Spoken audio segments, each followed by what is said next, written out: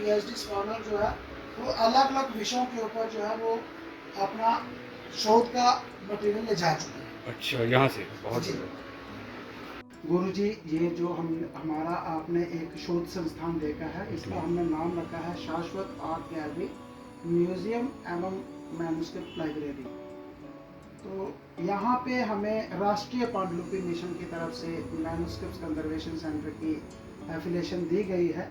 हमारे पास 5000 के करीब करीब जो पांडुलिपियाँ हैं अलग अलग विषयों के ऊपर और अलग अलग सब्जेक्ट्स के ऊपर हमारे पास यहाँ पे आपको पांडुलिपि मिलेंगी, जिसमें ज़्यादातर आपको धर्मशास्त्र, आयुर्वेद, ज्योग्राफी के ऊपर ज्योमेट्रिकल पॉइंट ऑफ व्यू से आपको कुछ यहाँ पे मैन्युस्क्रिप्ट मिलेंगे। अभी हमारा जो है कोई 2000 के करीब जो पांडुलिपियाँ हैं वो हम लोग प्रिजर्व कर चुके हैं। उसमें 20,000 के करीब फोलियो हम लोग प्रिजर्व कर चुके हैं प्रिवेंटिवली। तो मेरा नाम डॉक्टर सुरेश अब्रोल है और मैंने नेचुरोपैथ में ये डिप्लोमा कर रखा है। और ये हमारा जो जितना भी आपने संस्थान देखा है, ये अब्रोल फैमिली की एक प्राइवेट पर्सनल फैमिली कलेक्शन है, जिसमें हमने हर एक सेक्शन को, हर एक विषय को, जैसे मिनिएचर पेंटिंग्स को, पांडुलिपियों को, ऑर्नामेंटल सेक्शन को, यूटेंसिल्स को, हर हमने सेक्शन को कवर करने की कोशिश करी हुई है। बहुत बढ़िया, बहुत बढ़िया। ये जो आप देख रहे हो गुरुजी, ये शाखा की पांडुलिपियाँ यहाँ पे जो हमने प्रिजर्व की हुई है, इसके बीच में हमने इसकी नंबरिंग की हुई है 1 से लेके 100 तक जितने भी इसके फोलियो होंगे। ड्राई क्लीनिंग करके इसको हम लोग ड्राई ब्रश के साथ इसकी क्लीनिंग कर देते हैं। ड्राई क्लीनिंग करने के बाद हम लोग एसिड फ्री शीट के साथ, ये एसिड फ्री शीट होती है, इसके साथ हम इसका ऊपर नीचे प्लैंक दे देते हैं। ये प्लैंक पहले लकड़ी का दिया जाता था और उसके बाद हम क्या करते हैं, ऐसे एसिड फ्री शीट लेते हैं, उसके साथ हम इसका एक फोल्डर बना लेते हैं। फोल्डर बनाने के बाद इस तरीके से हमारी जो है पांडुलिपि जो है वो प्रिजर्व हो जाती है। ऐसे हम इसको बंद कर देते हैं। हाँ, जो भी इसका टाइटल वाइटल होंगे, जी टाइटल वाइटल होंगे, वो इसके ऊपर हम एक्स्ट्रा लीफ लगा के इसको, ये सब कुछ करने के बाद हम लोग क्या करते हैं, इसको ऐसे जो स्टार्च फ्री जो क्लॉथ होता है, कपड़ा होता है डार्क कलर, जो ब्राइट कलर जो होते हैं, उससे हम इसको फिर बंद कर देते हैं। रेड और colour, red, blue, green, yellow, जो डार्क कलर कोई भी। क्या लाभ होता है इससे? ये लाभ होता है कि जैसे सिल्वर फिश हो गई, जो कि इस पेपर को खाने वाला जो कीड़ा होता है या दूसरे कीमाइट, उनको इरिटेशन होती है और वो भाग जाते हैं। तो उनको बनाने के लिए डार्क कलर।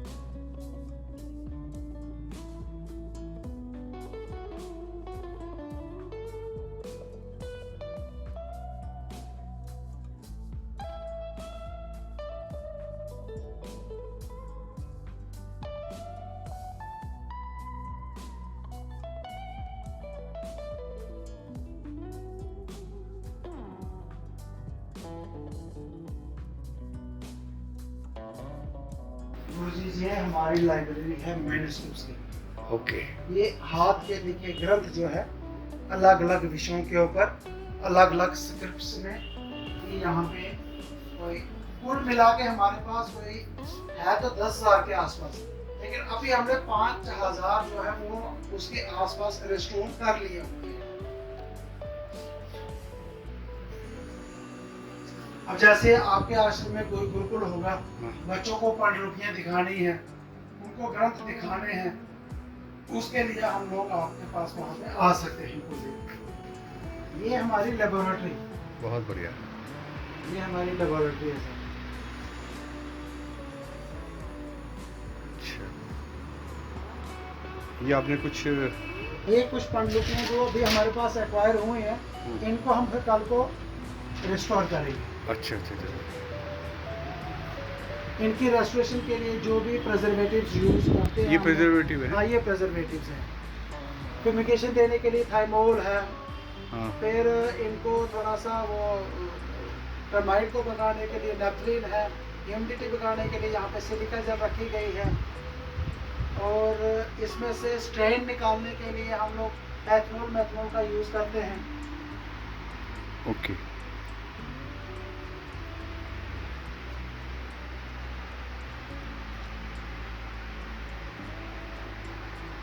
ये रहे, ऊपर भी है। ऊपर भी है सभी। अच्छा, ये बहुत बढ़िया है तो।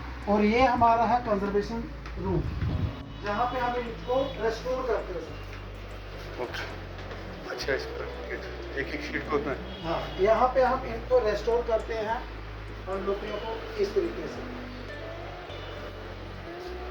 हम क्या करते हैं, पहले पांडुलिपि को खोल लेते हैं, खोलने के बाद हम इसकी कर लेते हैं नंबरिंग वगैरह। खोलने के बाद इनकी हम पेंसिल के साथ नंबरिंग कर लेते हैं। फिर हम इसकी ड्राई क्लीनिंग करते हैं, इसकी हम ड्राई ब्रशिंग करते हैं। इसमें से जितना भी गर्दा वर्दा होता है वो निकाल लेते हैं। निकालने के बाद इनको दोबारा से वो डाल के फिर इसका एक एसिड फ्री शीट मिलती है, इसको बोलते हैं हर्बेनियम शीट। ये एसिड फ्री शीट होती है और हैंडमेड शीट होती है। इसको हम ऊपर नीचे से इसका ऐसे करके प्लेट दे देते हैं। प्लेट दे के फिर हम इसका बनाते हैं इस तरीके से, इसका फोल्ड। और इसके ऊपर हम ये इसकी एक कैप्शन लगा देते हैं। फिर उसके ऊपर हम लिख देते हैं कि ये कंप्लीट है, मैन्युस्क्रिप्ट अनकम्प्लीट है, कितने फोलियो हैं। ओके। ऐसे इसको तो हम इस तरह से जो लिखे हैं वो आपने। हाँ, ऐसे फिर हम इसको प्रिजर्व करके ये लिखा हुआ है। ओके। फिर ऐसे कपड़े से भी बांध। कपड़े से भी फिर हम इसको आगे बांध देते हैं। ओके। कपड़े से बांधने से क्या होता है कि dark red colour, blue colour, yellow colour, dark colour के साथ जो ट्रमाइड होता है वो ट्रमाइड को इरिटेशन होती है। ओके। इसलिए हम रेड कपड़े का यूज करते हैं। ये अब कुछ पांडुलिपियाँ जो नेशनल म्यूजियम इंस्टीट्यूट की टीम आई थी, उन्होंने ये शारदा की पांडुलिपियाँ कुछ सिलेक्ट करी। ये शारदा की है। ये शारदा की। ओके। ये शारदा की पांडुलिपियाँ उन्होंने की थी कि हम शारदा लिपि के ऊपर एक वर्कशॉप करेंगे, एग्जीबिशन सेमिनार इकट्ठा मिक्स। तो ये हमने शारदा की पांडुलिपि, ये शारदा की मैन्युस्क्रिप्ट, ये देखिए शारदा लिपि जो होती है वो इस तरीके की होती है। और 2015 में राष्ट्रीय पांडुलिपि मिशन की तरफ से यहाँ पे पांडुलिपि संरक्षण केंद्र खोला गया और हमारे बॉडी नेशन में यहाँ पे वो सेंटर चल रहा है अभी। क्योंकि अब हमारे म्यूजियम, गैलरी, लाइब्रेरी में एक इजाफा हो गया कि यहाँ पे पांडुलिपि संरक्षण केंद्र खोला गया है।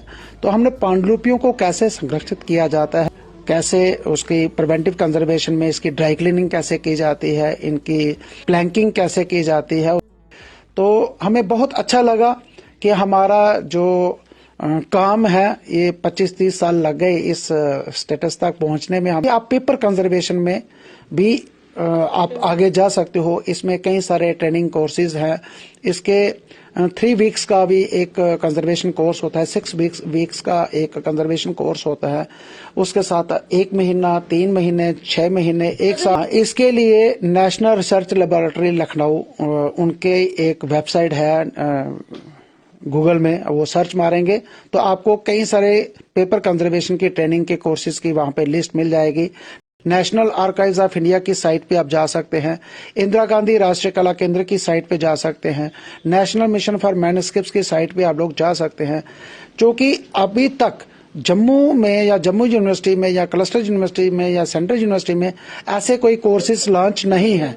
और कोई भी स्कॉलर अगर यहाँ पे रहना चाहते हैं तो ऊपर हमने यहाँ पे एक छोटा सा गेस्ट हाउस भी बना रखा है और हम इसमें हम किसी भी छात्र से कोई चार्ज नहीं करते हैं।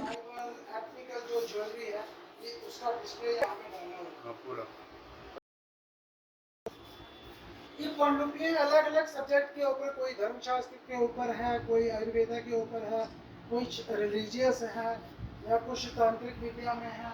अलग अलग विषयों के ऊपर अलग अलग ये है।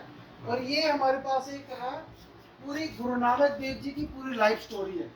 100 पेंटिंग्स है, 100 पेंटिंग्स है। ये हमने आईजीएनसी को अप्रोच किया था कि आप हमें फ्रेम करवा दें, इसका एग्जीबिशन करें। तो 2019 में 7 नवंबर से लेकर 14 नवंबर तक हमने इसका एग्जीबिशन वहाँ पे किया था और ये उन्होंने हमें फ्रेम करवा के दिया। ये एग्जीबिशन हमारे पास रेडी है। अच्छा, ये रेडी है। ये गुरु नानक देव जी की पूरी लाइफ स्टोरी है। लास्ट में उन्होंने जब गुरु अंगद देव जी को अपनी गद्दी हैंडओवर करी है, वो लास्ट का सीन भी हमारे पास अवेलेबल है।